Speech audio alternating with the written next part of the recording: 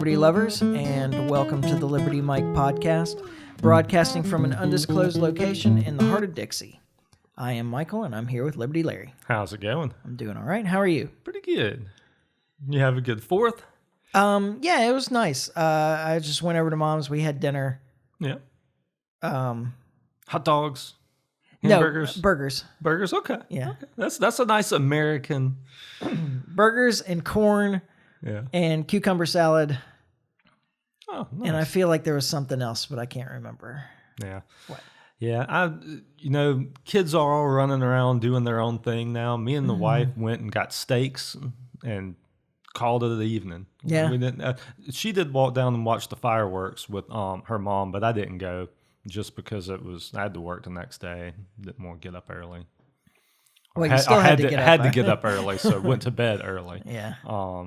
But I mean, fireworks are cool. It's not as much fun without the kids. Yeah, I was thinking the same things. It's like I enjoy doing it with my brother. He's only been here for 4th of July with the kids, but that was fun. Oh yeah.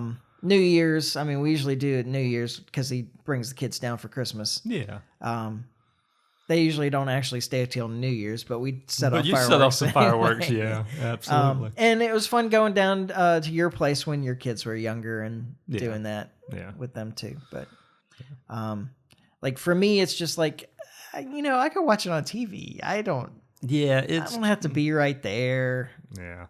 Fighting off mosquitoes. I mean, I definitely enjoy shooting them. And my wife was like, oh, well, we could get some fireworks. Me and you could shoot them. I was like, I mean, I'm not opposed to it, but I don't know. It's not the same without the kids running around. Yeah. So, and my kids are a little older now anyway. So, I don't know.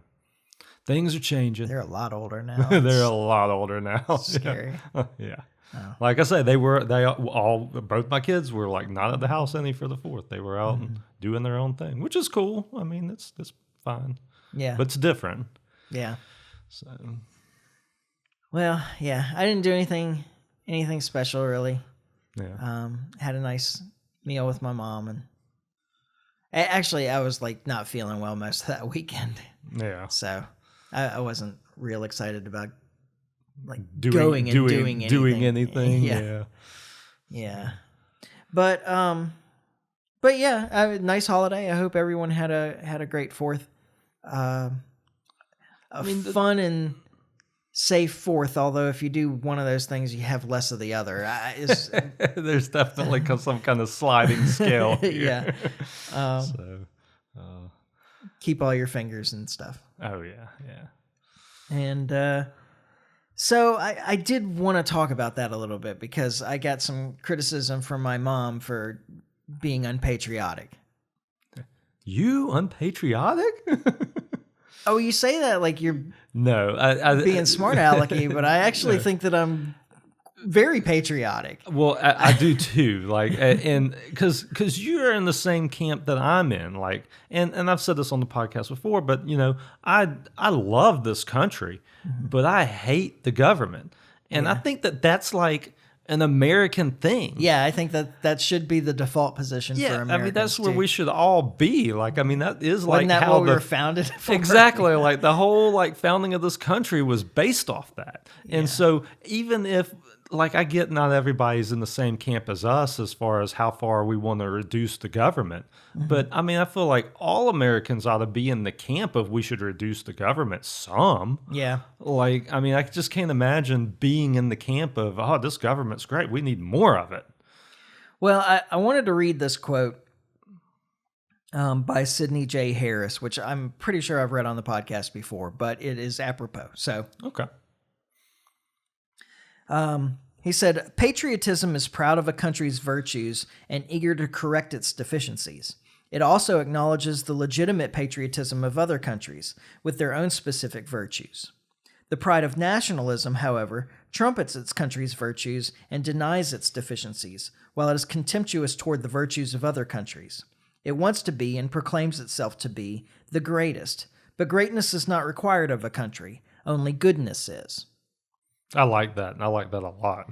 And it's so true, especially with the nationalism thing, like because that is kind of what you see a lot of now is like we're the best and everybody else sucks. And yeah, and I get the American exceptionalism. I think that we are in fact the greatest country on this planet. I believe that as well. But I think that we're the greatest country on this planet because of what we were founded to be. I think it's the promise of America that makes it the greatest country on this planet. Yeah. And so I think that like we may be the greatest nation, but we're not without fault. Yeah. And I think that it's important to point out those faults to keep us the greatest nation on this planet. Yeah. And guess where those faults lie? I mean, it's... Well, and that's exactly the other point that I wanted to make is that the American people are really wonderful people. And in fact, the rest of the world is figuring that out right now with the World Cup stuff. Absolutely. The best thing about what's going on here is all the commentary about the kindness and generosity of Americans. Absolutely. And that's where our strength is it's we the people. If it really was a government of, by, and for the people, then I probably wouldn't have any complaints. Yeah. But unfortunately, that's just not the nature of government. Yeah. Yes, exactly. In fact, if you want, I've got another quote that's very different from Hunter Thompson. Okay. You want to hear that one? Sure. Oh, I miss Hunter Thompson. Yeah. He says, the main problem in any democracy is that crowd pleasers are generally brainless swine who can go out on a stage and whoop their supporters into an orgiastic frenzy, then go back to the office and sell every one of the poor bastards down the tube for a nickel apiece. Yeah. Yeah. That is your every politician that's almost ever been in anywhere. And so I think that it's important that we criticize our country's government. We were established as a nation where the government doesn't interfere with people's lives. Yeah. And I would like to see us return to that. Yeah. I would love to have a government that I was proud of. That, I mean, as a libertarian, that's kind of hard to fathom because we just understand too much about how the nuts and bolts of it all work and that it's corrupt at its core. Yeah. But I would love for it not to be, for it to actually function and do the things that it promises to do. I mean, that's a situation I would love to see, but it's absolutely not the current situation. Yeah. I mean, think about, go back and look at the Constitution. All of you out there should go back. And, okay, you can maybe gloss over all the technical aspects of how everything functions and so forth. Maybe this is a better way to do it. Go back and look at the Bill of Rights. I was going to say, yeah, exactly. Go back and look at the Bill of Rights because almost everything in there, I'm sure there's an exception, or I would say everything. And I didn't read them this morning or anything, so I can't be 100% sure. But... at least almost everything in there is about what the government can't do. It's restrictions on the government. Yeah. Yeah. And the idea was that the rights pre-exist the government. That we are free people, and what we have to do is ensure that the government doesn't take those freedoms away. Exactly. And another way that I've been thinking about this is in terms of correcting our deficiencies in America is you're not, if we're talking about an individual person, you're not kind or a kind person or a generous person just by thinking that you're a kind person or a generous person or proclaiming yourself to be a kind person or a generous person. Yeah. You have to actually be a kind and generous person so that other people understand that that's about a judgment that comes from other people, not yourself. Exactly. And you have to perform the actions in a certain way. And if we really want to be the land of the free and the home of the brave, we have to be brave enough to point out where the government is taking away the freedom. Yeah. Yeah. And you ain't got to look far, because it's every corner of the country. Yeah. There's a whole lot of encroachment of government. And I know that some people think that the flock cameras, for example, are just not a big deal. Well, it's in public, blah, blah, blah. I mean, we talked about that some last week, that there's, it's still an infringement of privacy, that there's a difference between somebody seeing you in public and somebody photographing you in public. Yeah. Or that's recording you for posterity. Those are not quite the same thing. I saw all kinds of stories over the weekend of just local news organizations reporting on vandalism to flock cameras. Yeah. And I was like, man, like what a good, like that actually made me feel pretty good about the 4th of July weekend. It's like, Yeah. oh man, like, so there are some patriots out there, like, you know. Yeah, we need to do everything we can to resist a surveillance state and a police state and so forth. We can't just be comfortable with this. Absolutely. And you know, there's a lot of things that are pushing the wrong way. Like like my mom, for instance, who is accusing me of being too unpatriotic. She is in a frenzy over this communist thing in New York. Yeah. Well, I'm not a fan of Mondami or his policies, but I don't think it's the worst thing. Like, I think that it will fail miserably. Yeah. And that will be on full display. And then maybe we can learn from that and be like, okay, this isn't the direction we want to take this country. Like, I don't look at it as a big negative thing as a lot of people do. I think that it'll work itself out over time. And I look at California the same way. Like, I mean, how do you vote for Democrats when you look at what they've done to California? Yeah. Like, I mean, we have these examples just sitting there. How do you vote for Republicans when you see what they've done to Alabama? Did you say that already? No, I didn't, but I mean, it's a point well taken. Like, I mean, all of these, they're two sides of the same coin anyway. Like, they're not as far apart as we like to think that they are. Yeah. I mean, on some things they are, but not at the end of the day, they all want to grow the government in their direction. And it's not a positive thing on either side. Yeah. Well, and I saw this European guy blogging about how America needs a wealth tax, and comparing the wealth disparities in America with European countries, particularly France. Okay. All right. Now, the first thing that I would point out is that the wealth disparity in America was greater, but also the mean and average incomes were also greater. Yeah.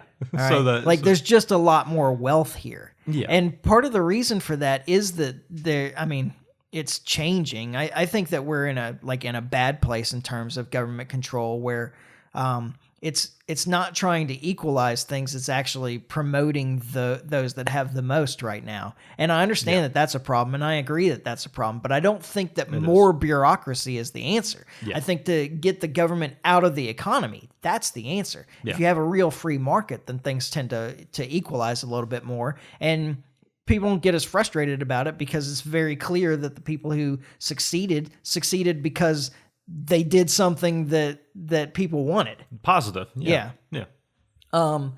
And that's the thing about capitalism. People like voluntarily give money to things that they want.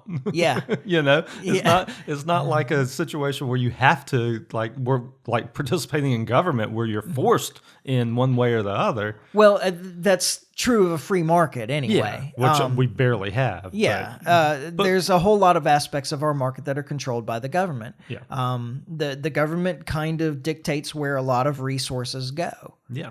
And I talk about it in the same thing when I talk about research grants and so forth, like all that other stuff, that, a lot of organizations are dependent on government money. Mm-hmm. But they would have to find a way to satisfy you and me and other consumers if they weren't getting their money from the government. Exactly. And the wealth disparity is greater. But look what happened to France. They just had all their very wealthy people leave the country. Yeah.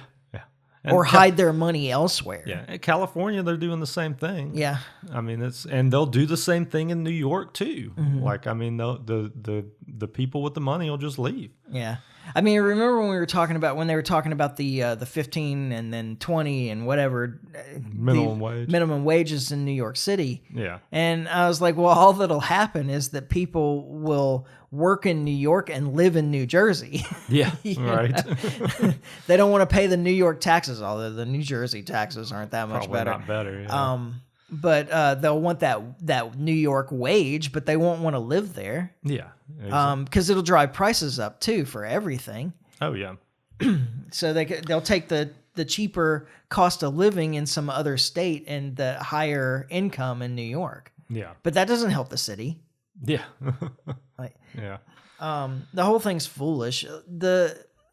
The problem is that the government interferes in the economy too much. If you want to see less of a disparity, then get the government out of the economy, and you'll see the wages naturally come closer together.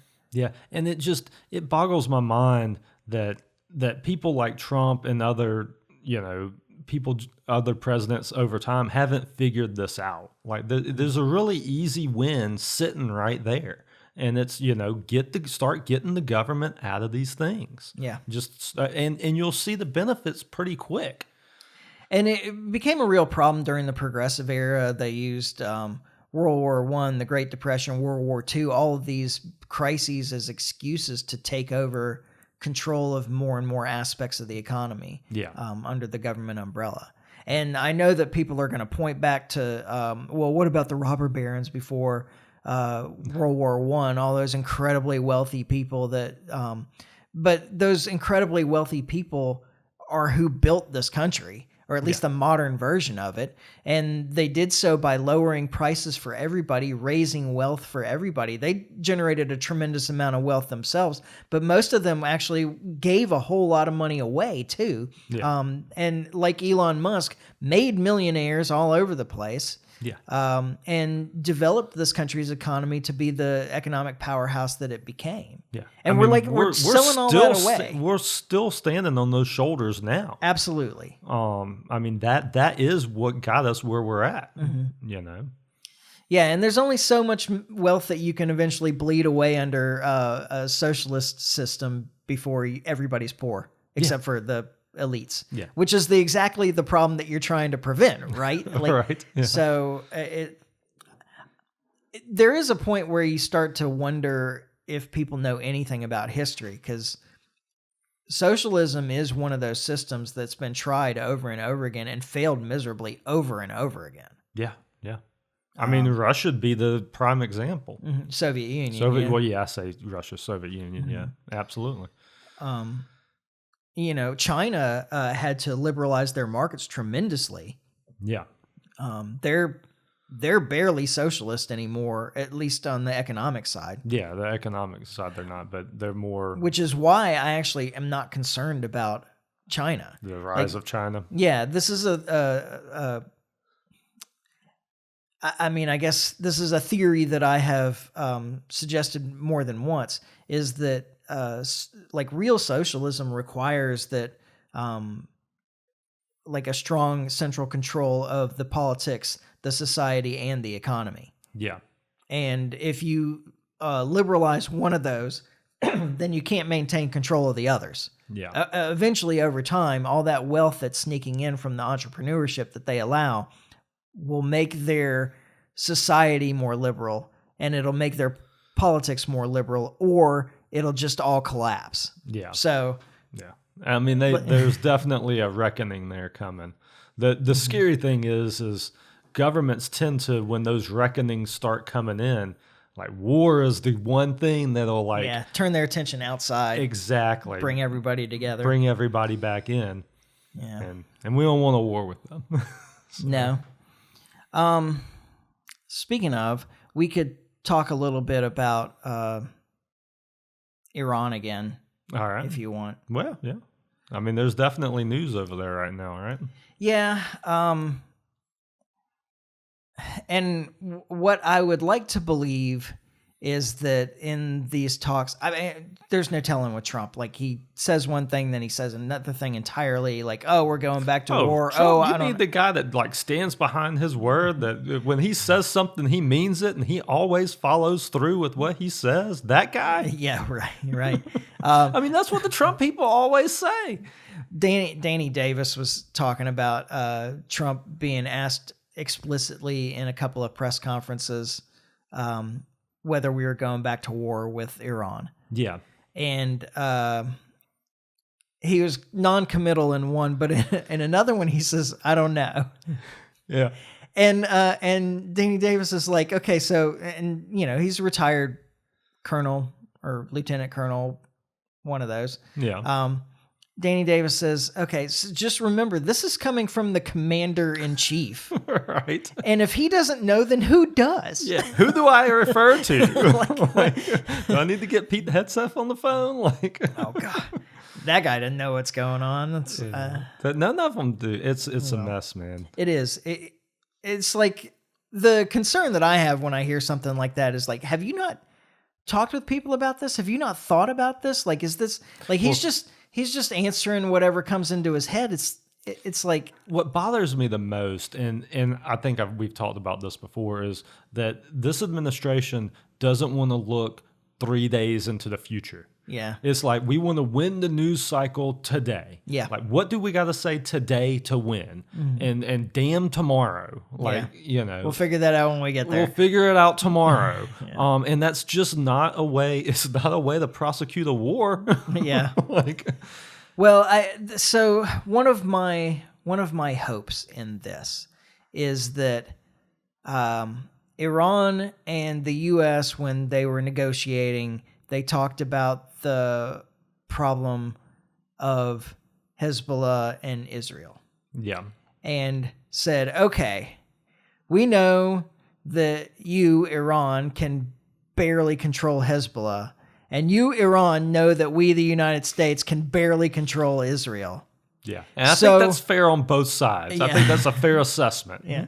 So we're going to have to go into this with the understanding that a ceasefire is probably going to include some fires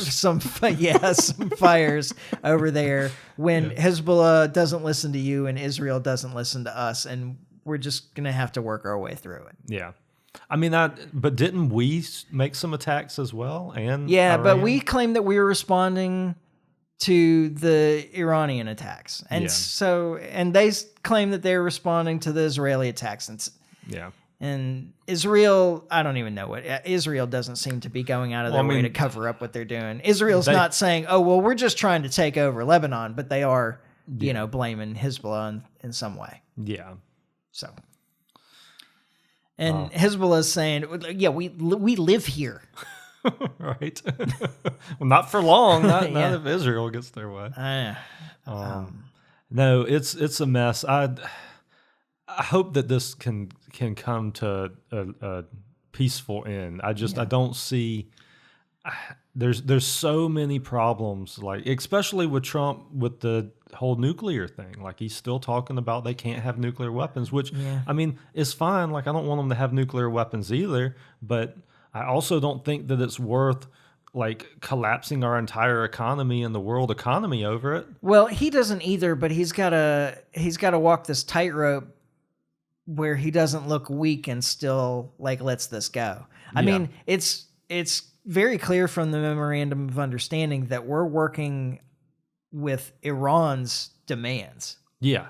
Oh, yeah. Yeah. I mean, yeah. Like almost that entire thing was stuff that the U.S. is going to do or not do.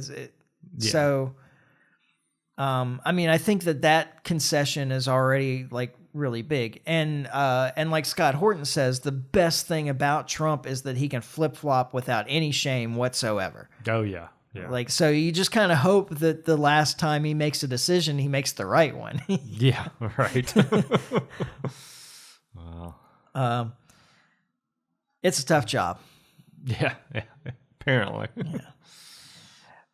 But there is a problem, I mean, with the United States just thinking that they can go around and bully their way out of everybody. And,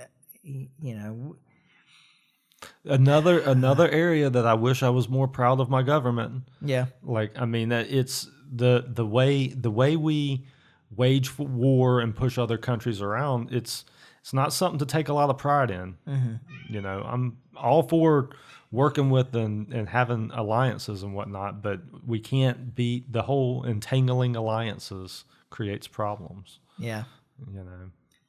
Yeah, and it's back to that. We are the most powerful military that's ever been. Yeah. And the whole problem of if all you got is a hammer. Yep.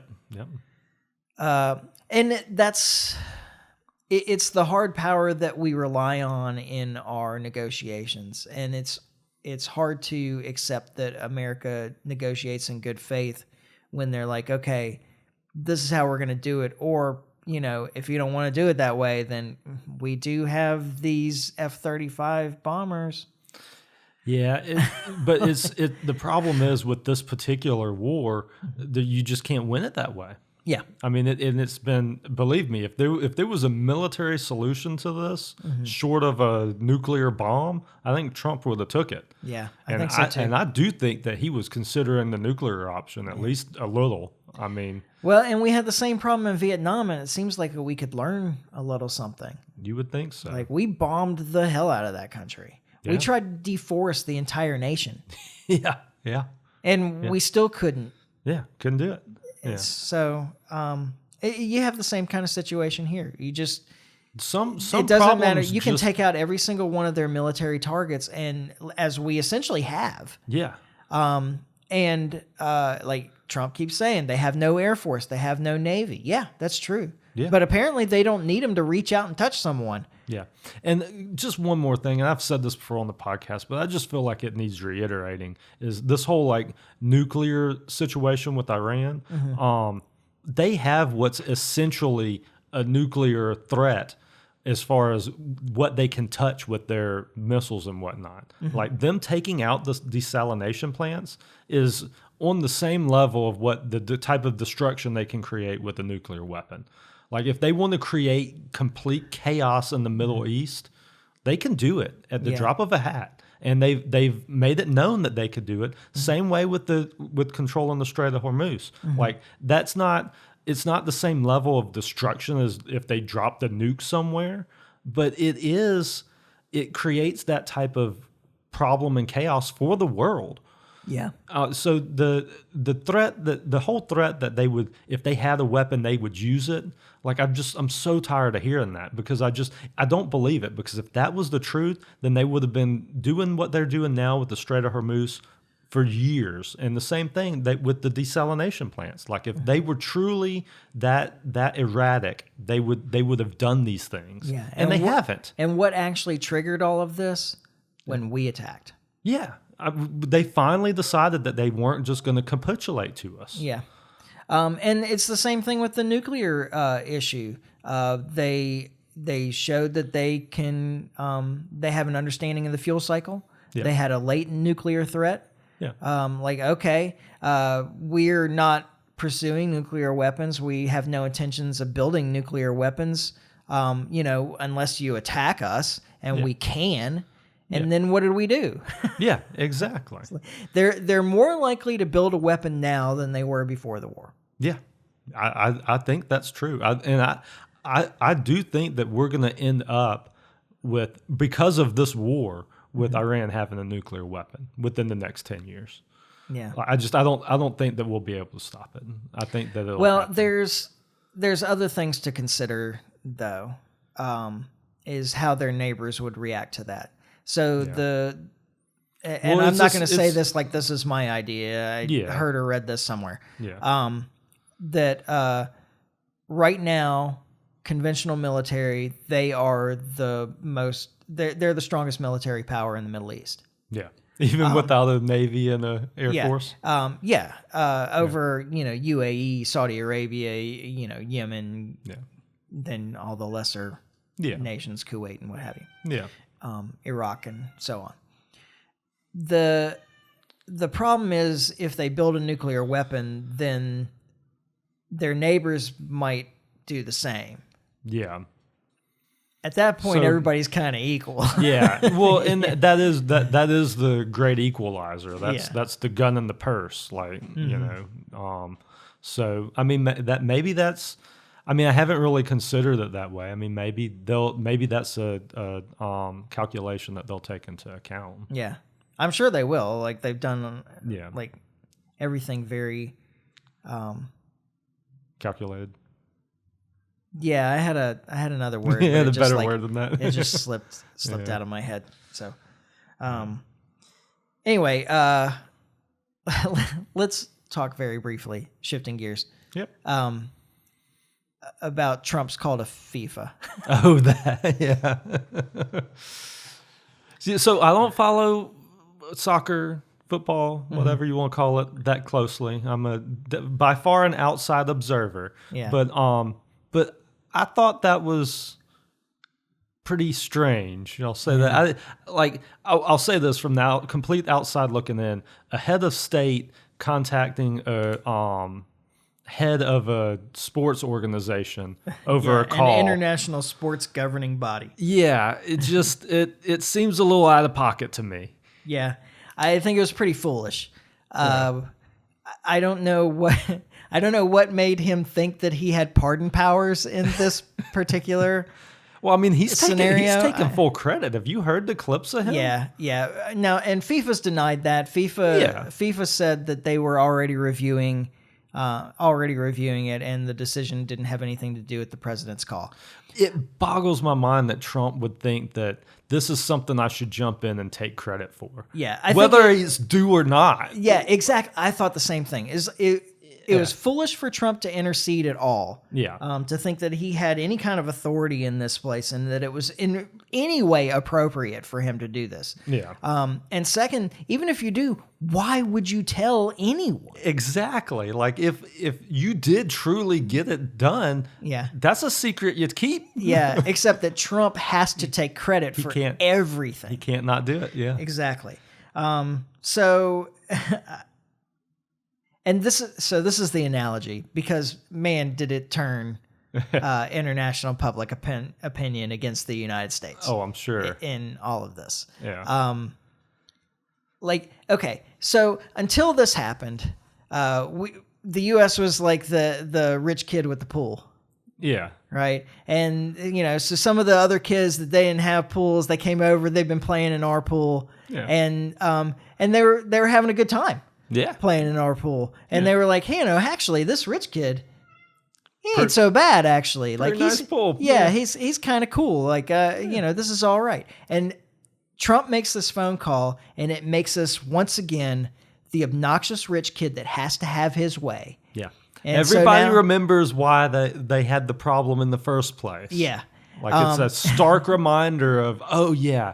That's why I don't go to his house. Yeah. But it's not quite like that, because they're still like, well, before it was like, oh, we were having fun in the pool and he's actually pretty cool. Like, we're having a good time with him. And now it's like, yeah, well, it's hot. And I'd rather go there than the public pool. Yeah. And, he's kind of a dick, but he's got a nice pool. Yeah. Like that's immediately the way the international opinion turned against us. Like everybody was for Belgium. Yeah. Suddenly, like we had developed some international followers that were cheering for the U.S. team right up until then. Yeah. Well, I get that. And so after I had heard Trump speak that day, the day of the game, I was like, man, like I haven't set up any of the gambling apps, but I was like, man, we're gonna lose this game. It's just, it seems to me anytime there's a big incident like this where there's a big controversy, the team that's involved always loses. Yeah. Like you just and you fire up the Belgians too. Like because they were pissed. Yeah, they're like, okay, you got to cheat to win, huh? Well, you're still not gonna win. Yeah, exactly. And like that's now we got a point to prove. Yep. Yeah, I don't understand. I don't understand why he thought it was appropriate. And especially so this is also the guy in that same speech where he talks about this. I'm pretty sure it was all in the same discussion. He's like, "Oh, I know so much about sports. I know sports, man. I know so much about sports." And then 2 minutes later he says, "I didn't even know what a red card was." A statement like that from a president in most countries could get you impeached. I'm pretty sure. That's like grounds for impeachment. Yeah. And I was blown away. Like, so much about sports, you had no idea what a red card was, and why would you say that in public? Like that? Yeah, exactly. Because he has no filter and he doesn't know. Yeah. And I'll be truthful. Like I saw the play that was in I don't know if that's it didn't look that egregious to me. Yeah, I agree. But I don't follow soccer either. Which means that probably FIFA was telling the truth when they said that his call had no impact whatsoever. They were already reviewing it. Yeah. And they had decided to overturn it. And if FIFA had just done that on its own, it would have been a totally different scenario. Yeah, all of this would have Yeah. I'm just blown away. I'm like totally floored that he would think that it was okay. Even like, Right. wasn't there some advisor standing there saying, "Mr. President, I don't think it's appropriate that you call FIFA and complain about the call on behalf of the men's national team." Yeah. Right. Like, I don't know. I'm sorry, sir. Your authority doesn't end there. And the thing that really worries me about it is that, like, we've seen how Trump negotiates. Yeah. Like, you have to wonder if he made some kind of threat to FIFA about it. Well, he's supposedly pretty good friends with the guy that's like the head of FIFA, right? Oh, They gave him some kind of like peace prize or something a while back. You don't remember when he got the FIFA Peace Prize? No, I don't. It didn't hit my radar. Yeah, I mean, it's not something I like dug that deep into, but like that's a thing that happened. Like he got some kind of peace prize from FIFA. Okay. So, like I say, I mean, he has a relationship with the head of FIFA. Yeah. So Still well, no, not appropriate. no, 100%. But I mean, he does. Like I say, But maybe he didn't threaten them. Is that? Yeah, that's where I'm going. Yeah, He just sent him a text message, say, "Hey, buddy." Yeah, right. I was thinking It'd do you a lot should for probably world review peace. that call. It'd do a lot for world peace if you went on and reversed that call for me. And wouldn't it be more fair if both teams were at full strength? Yeah. Okay. We should talk about at least one of the Supreme Court cases. All right. There's one that I would like to talk more about. There's the one about the law enforcement using cell phone location data to accuse a guy of a crime. Oh, really? This one may not have crossed my radar. Oh, initially, I just want to dig into the arguments a little bit, but initially it went what I would say is our way. Okay. In the sense that the Supreme Court did determine that it is a Fourth Amendment search and an overstep of the government where people can have a reasonable expectation of privacy of where their phone is at any particular moment. Yeah. So I think that one went our way, but I want to look into the arguments a little bit. Which is a shame that I didn't have more time to do it, because it would be a great follow-on for the privacy episode last week. But because it definitely relates to the same some of the same concepts. Yeah. But the only one that I got to really dig deep into was the birthright citizenship one. Okay. Now, I don't think this outcome could have been anything else. Yeah, so that was my take, was that like this is what the Constitution says. Mm-hmm. Like, I mean, whether you like it or not, and how it's always been interpreted by the courts. Yeah. I mean, there's this is a long-standing how it's been. I don't know. Yeah. Now the actual case is Trump versus Barbara. Yeah. For those that want to look it up on their own, the Supreme Court has a decent website. Oh, really? Yeah. That's good to know. Yeah. Now, I read through some of these opinions, not like the full details, but the overviews. Yeah. That they start off with, not when they're like where it's all citations. Yeah. Now, what I found interesting is that they kind of focused on the definitions of sovereignty and allegiance in this. Common law formulations and all this stuff. Some of it was, and I'm not entirely sure why, because it wasn't really going to the Supreme Court to reinterpret what the 14th Amendment means. Yeah. Right? Like that's not that's not what it was there for. I mean, the real question before the court was essentially the question of if the president can suspend the Constitution and prior jurisprudence with an executive order. Yeah. Well, I mean, that feels like a hard no. Yeah, exactly. And of course, the Trump administration has responded with, well, we've got some legislative efforts. We got some, legislative path to this. Well, you can't suspend the Constitution Yeah, there's only one way to fix this, and that's to amend the Constitution, which there's a procedure to do. Yeah. But that's the fix. Now,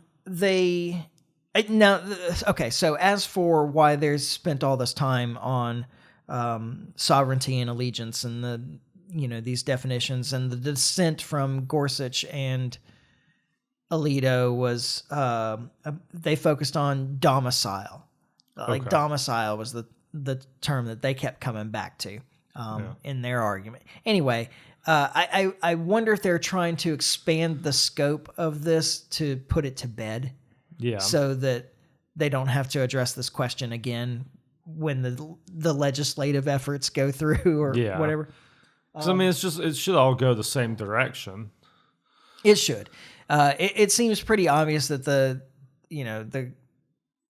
president can't suspend the Constitution with an executive order. The legislature can't suspend the Constitution with legislation, although they actually do that all the time. Yeah. But they shouldn't be able to. Yeah. And this one won't pass the muster. No. I think it's been pretty clear throughout history that the general understanding of birthright citizenship was that it applied to anyone who was here, even if they were here temporarily. Yeah.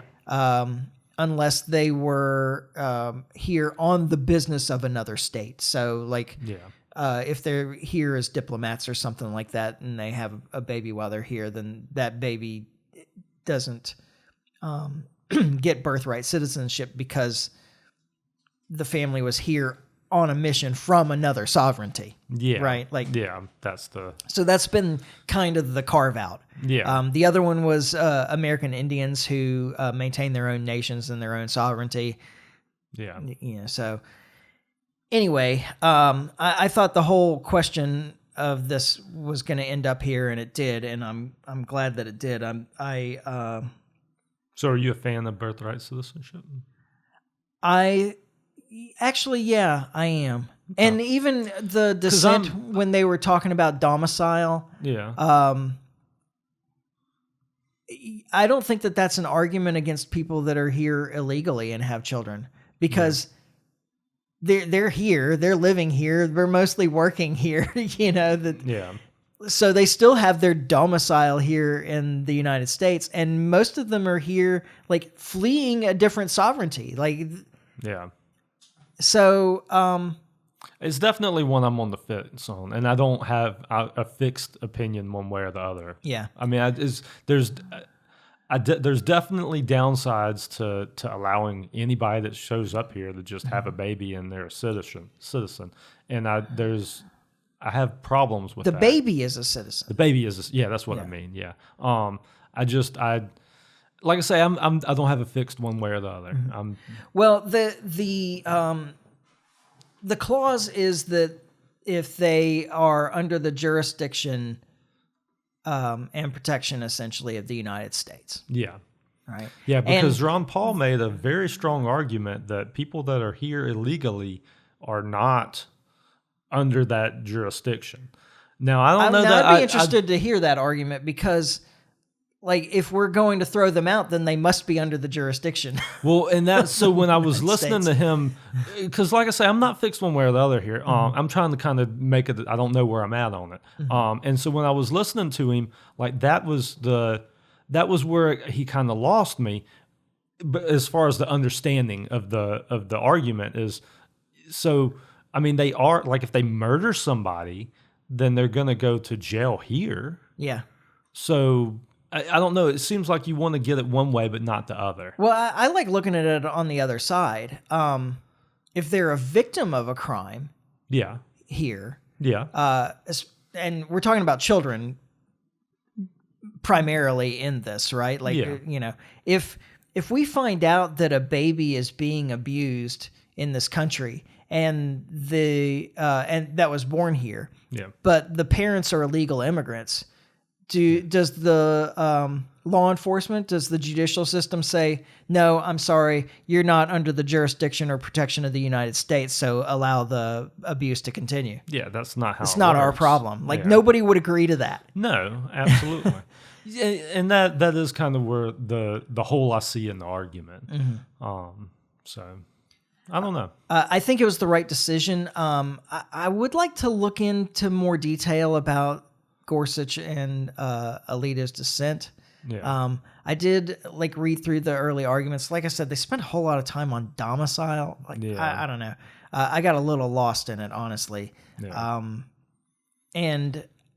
But I think that they arrived at the right decision. Yeah. And if you want to change it, you're going to have to go through the whole amendment process. Well, I mean, that's been my take on it, is that if for the people that want it changed, then there's a lot of people that disagree with it and want it changed. I think that's the path. If you can get 3/4 of the states to agree, then fine. Yeah. Yeah. The problem is, and educate me because I may be wrong about this, but once you open up for a constitutional convention, everything's on the table then, right? Well, for a constitutional convention, but I'm pretty sure that the amendment process doesn't require different. A constitutional convention. Okay. I got you.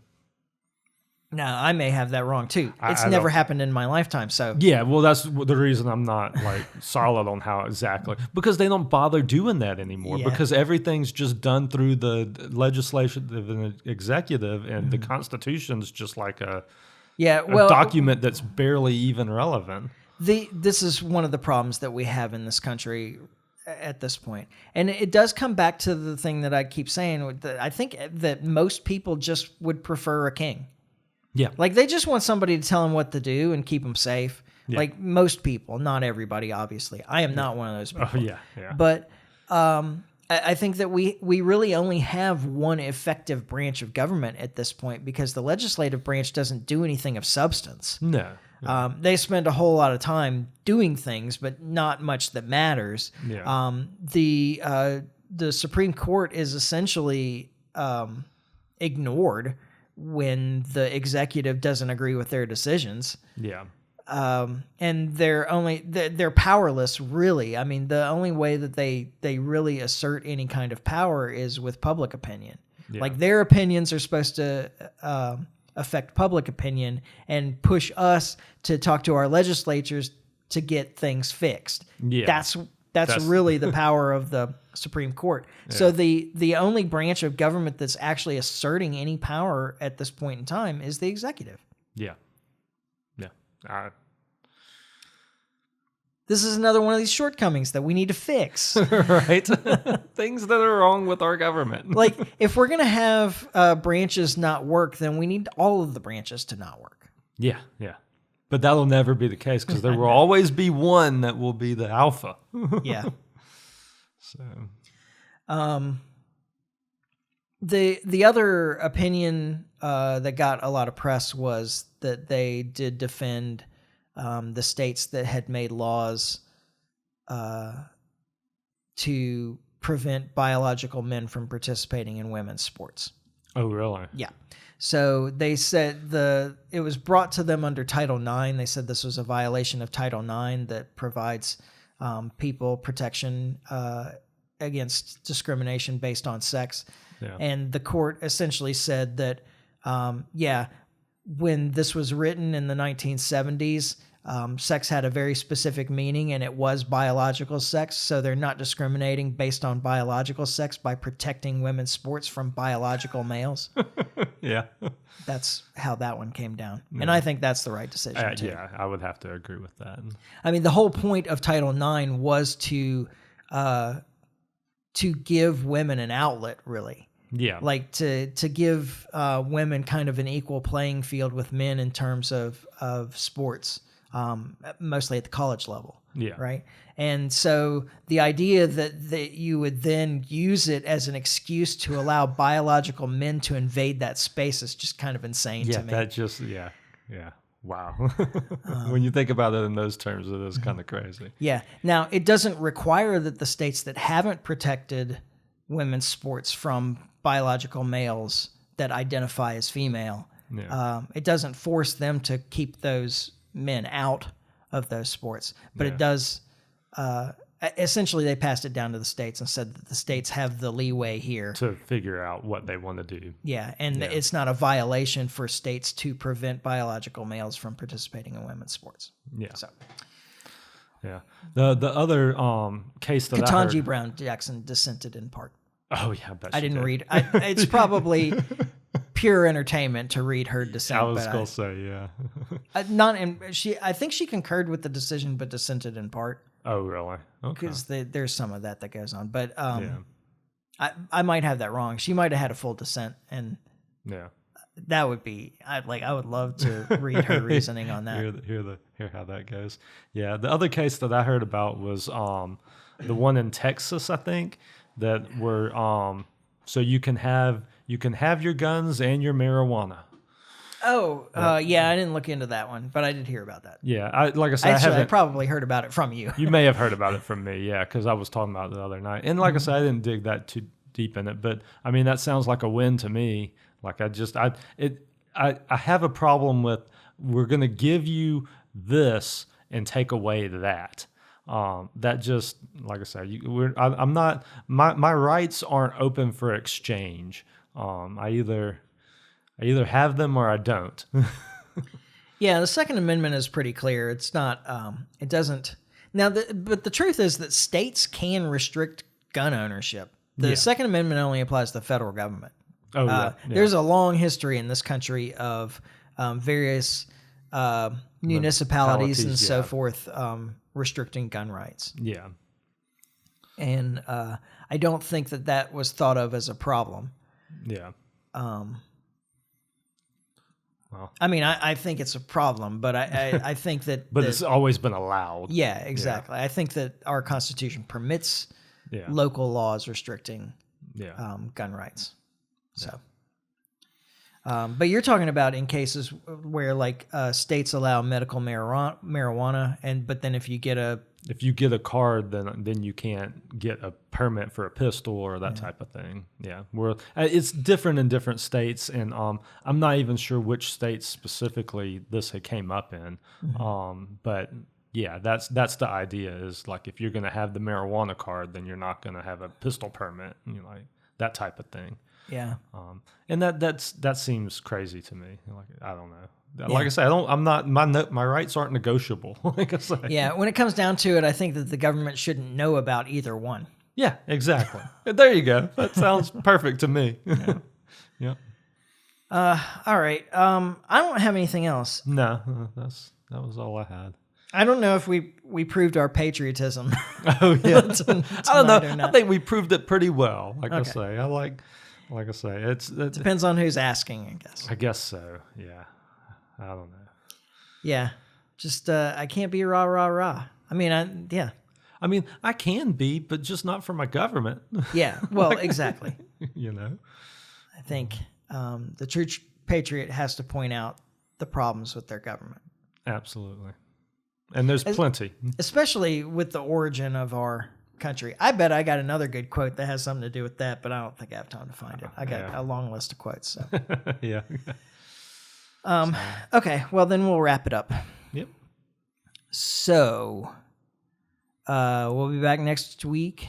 Definitely back next week. The next couple of weeks for me, the day may get a little different. So we might have to move to Friday. May have to move to Friday. It's possible there might be a Saturday, depending on how things go. Okay. I mean, I'd like to do either Thursday or Friday, obviously, but like I say, next couple of weeks are rough for me. So, work-wise. Okay. But we will be back next week. And in the meantime, you can follow us on Facebook and subscribe on iTunes, YouTube, and Podbean. Like and share. Tell your friends. If you have anything for me, you can always email me, michael@thelibertymike.com. That's our website, thelibertymike.com. There's all the podcasts. Articles that have been written. It's been a while since there's been any new articles, but some like little bios and some other stuff. Yeah. Speaking of, I don't want to go into a whole lot, but we're the Facebook page is being restricted and having issues. And like I say, I'm trying to get it worked out. Like it's still letting me post some things, but then it won't let me post other things. I've got some kind of they're restricting us somehow. But like I say, definitely like and share. And like I say, I think we're probably being suppressed by the algorithm on some level.